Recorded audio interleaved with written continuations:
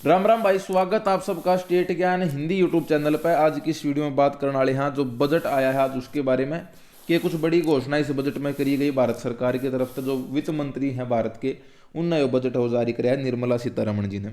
ठीक है कि कुछ बड़ी अपडेट आई नू तो बहुत घोषणा इस बजट के अंदर करी गई है, लेकिन आप सिर्फ उनकी बात करांगे जो आम आदमी खातर जरूरी है, जो आप खातर जाननी जरूरी है। मोटी मोटी बात इस बजट में कह रही। ठीक है, सब तो पहली बात तो यह है 300 यूनिट तक इसमें बिजली फ्री हुई है। पूरी जानकारी इस वीडियो में दूंगा, तो वीडियो ना लास्ट तक जरूर देखियो। और डाल के आदमी का काम आओगी जो नॉर्मल हिंदुस्तान में रहनी है, हर इंसान का ये वीडियो काम आने की है।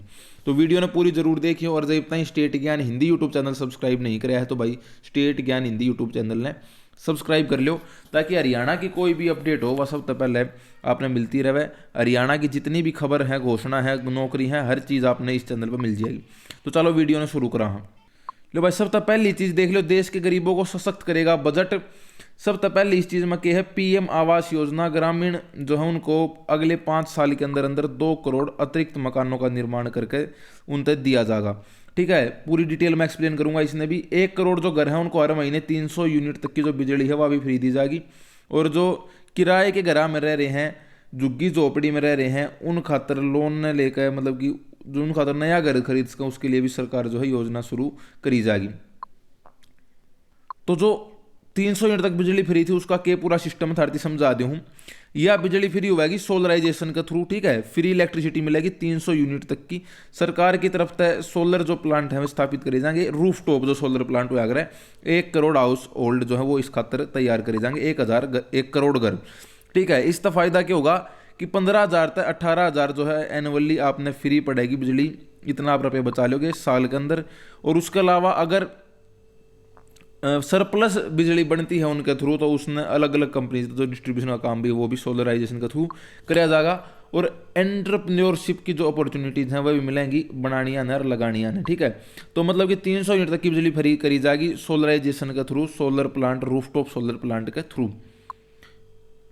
उसके बाद अगली चीज है, हिंदुस्तान के मैं आपने बेरा है वंदे भारत ट्रेन चल रही है, उनकी ये तर्ज पे जो 40,000 और नॉर्मल ट्रेन के डिब्बे हैं उनने वंदे भारत के हिसाब से तैयार करेंगे, ताकि उनका मैं सेफ्टी, कन्वीनियंस और पैसेंजर खातर जो कंफर्ट है वो मिल सके। वंदे भारत के बेस पे वो तैयार करे जाएंगे। अगली जो घोषणा आम जनता खातर हुई वह हुई है लखपति दीदी। एक स्कीम है जो केंद्र सरकार चलाने लग रही है काफी दिन आते हैं। उसका क्या कराया, उसका जो टारगेट था वो टारगेट 2 करोड़ तक बढ़ाकर 3 करोड़ कर दिया। इस स्कीम में कराया क्या जा है, इस स्कीम में यो कराया जाया करे कि जो भी वुमेन लखपति दीदी स्कीम में आवेंगी उनने एंटरप्रेन्योरशिप या कोई भी स्किल वगैरह सिखा के उन तक खुद का काम करवाया जाए, इंडस्ट्रियल वर्क। ठीक है, 2 करोड़ तक बढ़ा के 3 करोड़ क्या कर दी है, 3 करोड़ जो वुमेन है उनको प्रशिक्षित अब इस चीज में कराया जाएगा। अच्छा भाई, अगली जो अफोर्डेबल हाउसिंग होगी सब खातर, मतलब कि 2 करोड़ और नए जो हाउस हैं, नए जो घर हैं वो दिए जाएंगे पीएम आवास योजना के तहत। अगले 5 साल के अंदर 2 करोड़ नए जो घर हैं वो अलॉट होंगे पीएम आवास योजना में। बात करें स्टेटा की, या भी एक मोटी और बढ़िया अपडेट है वह ये है कि जो केंद्र सरकार है,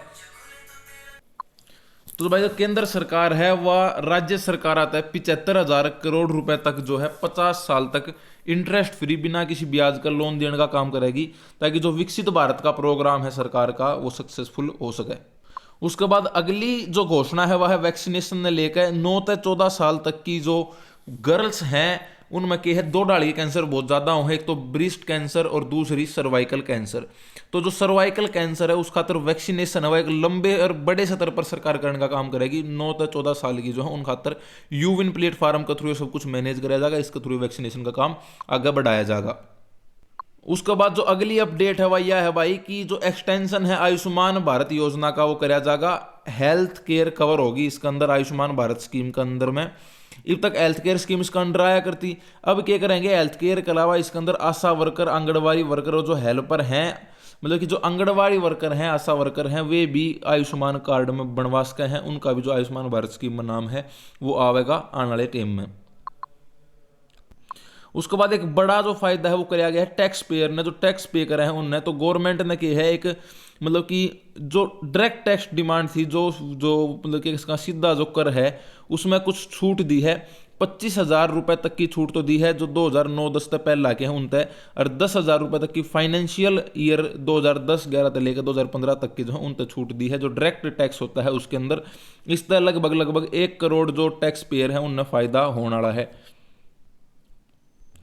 उसके अलावा भाई जो इंतजार था कि एमएसपी बढ़ाया जाएगा, तो कोई भी एमएसपी जो है इसके अंदर नहीं बढ़ाया गया, और कोई भी जो 6,000 रुपये किसान सम्मान निधि के थे उनमें भी कोई इजाफा नहीं कराया गया। क्योंकि मैं एक रीजन इनका भी आपको बता दूं आगे और बताऊंगा बजट में क्या आया कि है ये एक हुआ कर अंतरिम बजट और एक हुआ कर जो सिंपल बजट हुआ कर वो।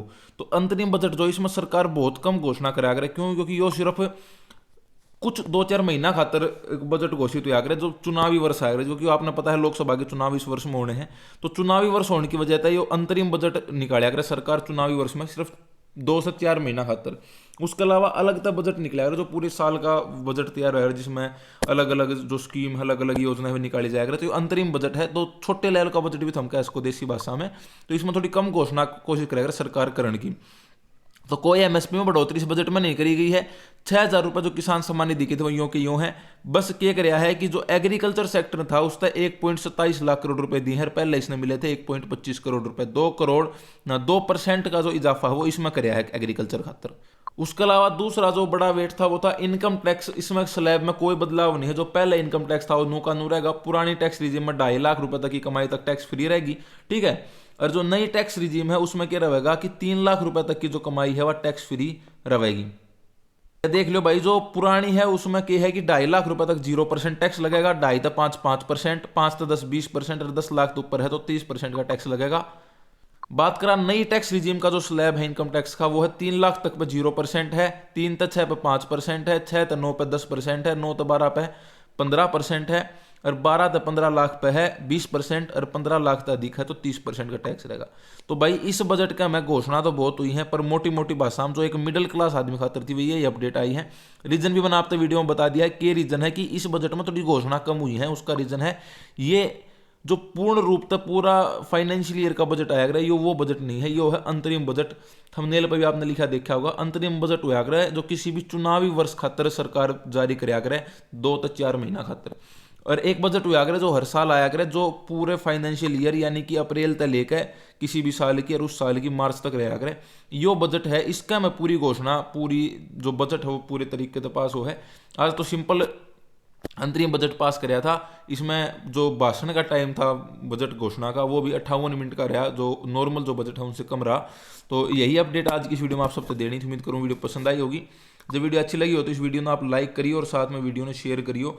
और जो स्टेट ज्ञान हिंदी भाई अब तक भी सब्सक्राइब नहीं कराया है तो नीचे राइट साइड में लाल रंग में लिखा पा होगा सब्सक्राइब, उस खटके ने दाब के और मेरे भाई स्टेट ज्ञान हिंदी ने सब्सक्राइब कर लो। तो अगली वीडियो में मिलांगे किसी और नई अपडेट के साथ, तब तक सारे भाइयों ने राम राम।